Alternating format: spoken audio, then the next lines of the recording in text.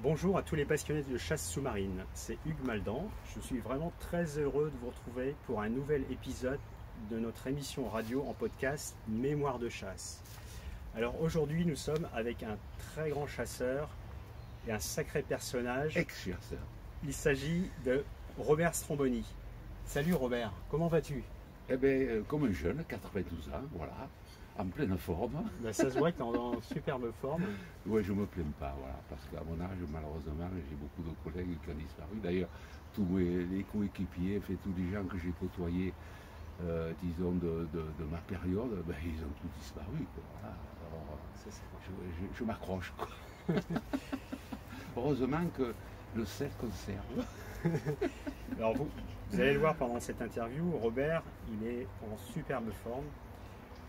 On va passer vraiment un très bon moment ensemble. On va évoquer évidemment tout son parcours dans la pêche sous-marine, sa période de chasseur sous-marin, mais surtout de compétiteur, puisque en fait l'apothéose de sa carrière de compétiteur, c'est de devenir champion du monde de chasse sous-marine par équipe en 1963.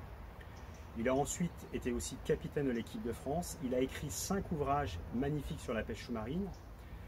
Voilà, donc un sacré personnage et, allez, on peut le dire, c'est une mémoire de la chasse sous-marine. Robert, je pense que tu as quelques anecdotes et souvenirs à nous faire partager. Ouais, pas quelques-unes, beaucoup. Donc on va essayer quand même de se limiter et de faire le tri, parce que autrement, d'autant plus que je suis plus ou moins volubile en tant que Marseillais, donc il faut que je me freine, quoi, disons. Je peux vous confirmer, on est ensemble déjà depuis plus d'une heure, que Robert est très bavard.